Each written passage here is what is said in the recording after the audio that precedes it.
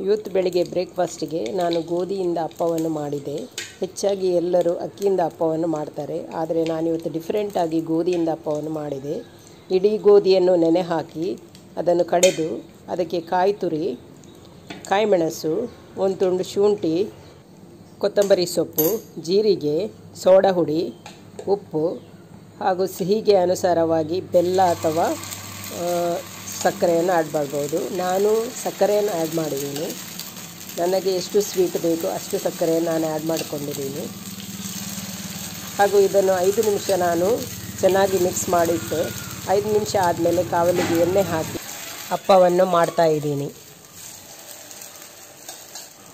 ಈಗ ನಾವು ಇದಕ್ಕೆ ಒಂದು ಮುಚ್ಚಳವನ್ನು ಮುಚ್ಚಿ ಒಂದು 5 ನಿಮಿಷ ಬಿಡಬೇಕು.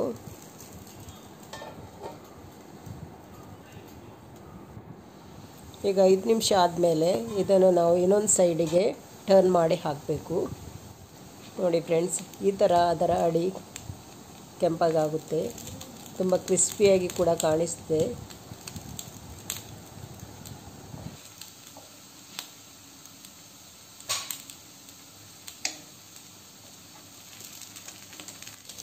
ಒಂದು ಸೈಡ್ ಟರ್ನ್ ಮಾಡಿ ಆದಮೇಲೆ ಇನ್ನೊಂದು ಸೈಡನ್ನು ಕೂಡ ನಾವು 5 ನಿಮಿಷ ಬೇಯಿಸಬೇಕು. ಇದು ಸ್ಲೋ ಫ್ಲೇಮಲ್ಲಿ ನಾವು ಬೇಯಿಸಬೇಕು.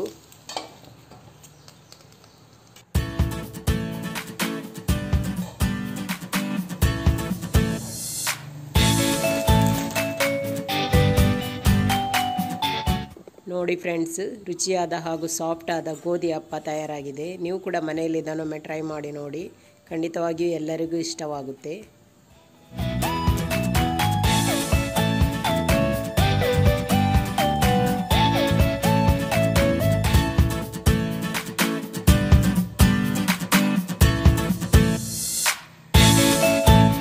ಹಾಯ್ ಫ್ರೆಂಡ್ಸ್, ವಿತ್ ಫ್ಯಾಮಿಲಿ ವ್ಲಾಗಿಗೆ ನಿಮಗೆ ಸ್ವಾಗತ. ಬೆಳಗಿನ ಬ್ರೇಕ್ಫಾಸ್ಟ್ ಆಯಿತು. ಬ್ರೇಕ್ಫಾಸ್ಟ್ ಆಗಿ ಮನೆಯ ಕ್ಲೀನಿಂಗ್ ಕೆಲಸ ಎಲ್ಲ ಮುಗಿಯಿತು. ಈಗ ಹೊರಗಿನ ಸ್ವಲ್ಪ ಕೆಲಸ ಎಲ್ಲ ಬಾಕಿ ಉಳಿದಿದೆ. ಅದಕ್ಕಿಂತ ಮೊದಲು ನಾನು ನಿಮಗೆ ಒಂದು ವಿಷಯವನ್ನು ತಿಳಿಸ್ಲಿಕ್ಕಿದ್ದೇನೆ. ಅದು ಹೆಚ್ಚಿನವರಿಗೆ ಗೊತ್ತಿದೆ, ಆದರೆ ಕೆಲವರಿಗೆ ಅದರ ವಿಷಯ ಗೊತ್ತಿಲ್ಲ. ನನಗೂ ಇದು ತಿಳಿದಿರಲಿಲ್ಲ, ನಾನು ಕೂಡ ಬೇರೆಯವರ ಮುಖಾಂತರ ತಿಳಿದುಕೊಂಡೆ. ಈಗ ನಾನು ಕೂಡ ಇದನ್ನು ಪರ್ಚೇಸ್ ಮಾಡ್ತಾ ಇದ್ದೀನಿ. ಇದು ಪ್ರಧಾನಮಂತ್ರಿ ಭಾರತೀಯ ಜನೌಷಧಿ ಕೇಂದ್ರ, ಇಲ್ಲಿ ಸಿಗುತ್ತೆ.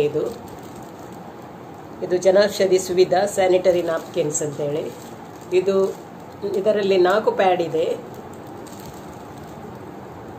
4 ಪ್ಯಾಡಿಗೆ 4 ರೂಪಾಯಿ, ಅಂದರೆ 5 ಪ್ಯಾಡ್ ಸಿಗುತ್ತೆ. ಒಟ್ಟು 5 ಪ್ಯಾಡಿಗೆ 20 ರೂಪೀಸ್. ಒಮ್ಮೆ ತಗೊಳ್ಳುವಾಗ ನಮಗೆ 5 ಪ್ಯಾಡ್ ಸಿಗುತ್ತೆ. 5 ಪ್ಯಾಡಿಗೆ 20 ರೂಪೀಸ್ ಕೊಡಬೇಕು. ತುಂಬ ಕಷ್ಟದಲ್ಲಿರುವ ಮಹಿಳೆಯರಿಗೆ, ಹುಡುಗಿಯರಿಗೆಲ್ಲ ಇದು ತುಂಬ ಒಳ್ಳೆಯದು. ಪ್ಲೀಸ್ ಫ್ರೆಂಡ್ಸ್, ನಿಮ್ಮ ಮನೆ ಹತ್ತಿರ ಎಲ್ಲಿಯಾದರೂ ಜನೌಷಧಿ ಕೇಂದ್ರ ಇದ್ದರೆ ಇದನ್ನು ನೀವು ಪರ್ಚೇಸ್ ಮಾಡಿ, ಹಾಗೂ ನಿಮ್ಮ ಸಮೀಪದ ಮಹಿಳೆಯರಿಗೂ ಕೂಡ ಇದರ ಬಗ್ಗೆ ತಿಳಿಸಿ. ಪ್ರಧಾನಮಂತ್ರಿ ಭಾರತೀಯ ಜನೌಷಧಿ ಕೇಂದ್ರ ಎಲ್ಲ ಕಡೆ ಇದೆ. ನಿಮ್ಮ ಸಮೀಪದ ಪ್ರಧಾನಮಂತ್ರಿ ಭಾರತೀಯ ಜನೌಷಧಿ ಕೇಂದ್ರಕ್ಕೆ ನೀವು ಭೇಟಿ ನೀಡಿ ಹಾಗೂ ಇದನ್ನು ಪರ್ಚೇಸ್ ಮಾಡಿ. ಹಾಗೆ ನಿಮಗೆ ಬೇಕಾದ ಮೆಡಿಸಿನ್ ಕೂಡ ಅಲ್ಲಿ ತುಂಬ ಕಡಿಮೆ ರೇಟಿಗೆ ಸಿಗುತ್ತೆ. ನಾವು ಬೇರೆ ಮೆಡಿಕಲಲ್ಲಿ ಕಂಪೇರ್ ಮಾಡಿ ನೋಡಿದರೆ ತುಂಬ ಕಡಿಮೆ ರೇಟಿಗೆ ಅಲ್ಲಿ ಮೆಡಿಸಿನ್ ಸಿಗುತ್ತೆ. ನೀವು ಕೂಡ ಒಮ್ಮೆ ನೋಡಿ. ಫ್ರೆಂಡ್ಸ್, ನಮ್ಮ ಮನೆಯ ಅಂಗಳದ ಸೈಡಿನ ಕಾಂಕ್ರೀಟ್ ಎಲ್ಲ ಹೋಗಿ ಸೈಡಲ್ಲಿ ತೊಂಡ ಗುಂಡಿಯೇ ಬಿದ್ದಿದೆ. ಗಾಡಿಯನ್ನು ಮೇಲೆ ಕೆಳಗೆ ಕೊಂಡೋಗಲಿಕ್ಕೆ ತುಂಬ ಕಷ್ಟ ಆಗುತ್ತೆ. ಆದ ಕಾರಣ ನಾನಿಲ್ಲಿ ಸ್ವಲ್ಪ ಅಗೆದು ಈಗ ಅದಕ್ಕೆ ನಾನು ಮಣ್ಣನ್ನು ಹಾಕ್ತಾ ಇದ್ದೀನಿ.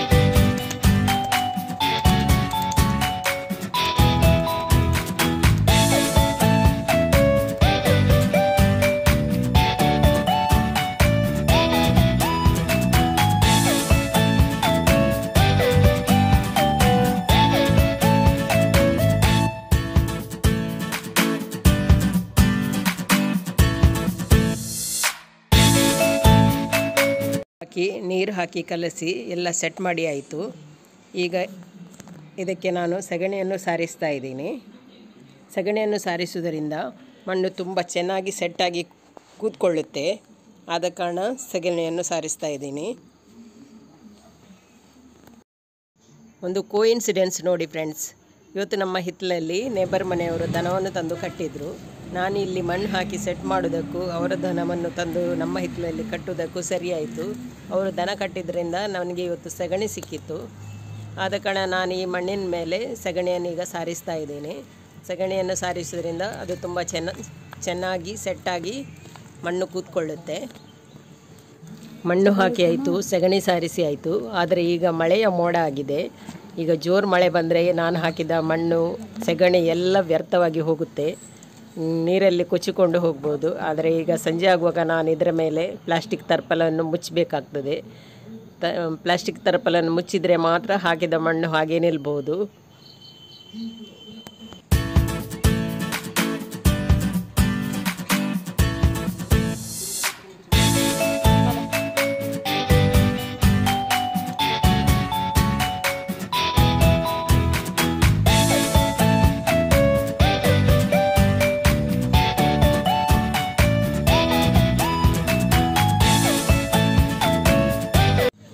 ರಾತ್ರಿ ಜೋರಾಗಿ ಮಳೆ ಬಂತು, ಆದರೂ ಮಣ್ಣು ಮತ್ತು ಸಗಣಿ ಏನಾಗಲಿಲ್ಲ. ಯಾಕೆಂದರೆ ನಾನು ಇದರ ಮೇಲೆ ತರ್ಪಲನ್ನು ಮುಚ್ಚಿದ್ದೆ.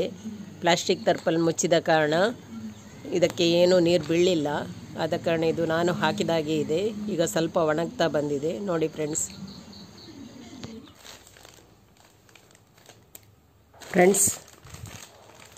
ನಾನು ಫ್ಲಿಪ್ಕಾರ್ಟಲ್ಲಿ 2 ಕುರ್ತಿಯನ್ನು ಪರ್ಚೇಸ್ ಮಾಡಿದೆ. ಇವತ್ತು ಇದು ನನಗೆ ಬಂತು. ನಾನೀಗ ಇದನ್ನು ಓಪನ್ ಮಾಡಿ ತೋರಿಸ್ತಾ ಇದ್ದೀನಿ.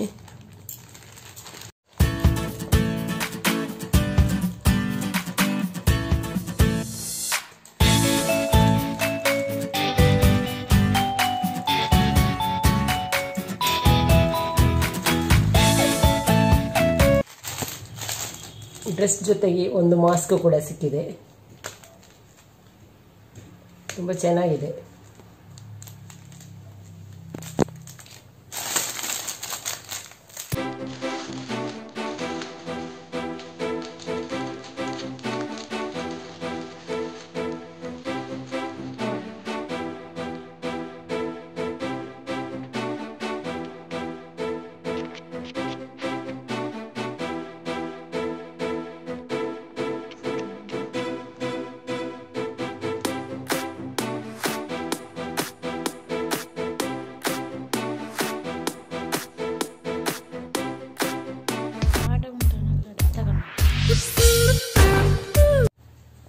ನೋಡಿ ಫ್ರೆಂಡ್ಸ್, ಇದರ ಸ್ಲೀವ್ಸ್ ಇದರೊಳಗಿದೆ.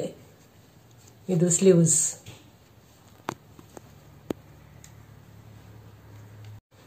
ನೋಡಿ ಫ್ರೆಂಡ್ಸ್, ಇದು ಸ್ಲೀವ್ಸ್. ಇದನ್ನು ನಾವೀಗ ಸ್ಟಿಚ್ ಮಾಡಬೇಕು. ಕಲರ್ ಡಿಸೈನ್ ಎಲ್ಲ ತುಂಬ ಚೆನ್ನಾಗಿದೆ. ಆದರೆ ಮೆಟೀರಿಯಲ್ ಮಾತ್ರ ಸ್ವಲ್ಪ ತೆಳುವಾಗಿದೆ ಮೆಟೀರಿಯಲ್. ಆದರೆ ತುಂಬ ಚೆನ್ನಾಗಿದೆ ಮಾತ್ರ ಡ್ರೆಸ್.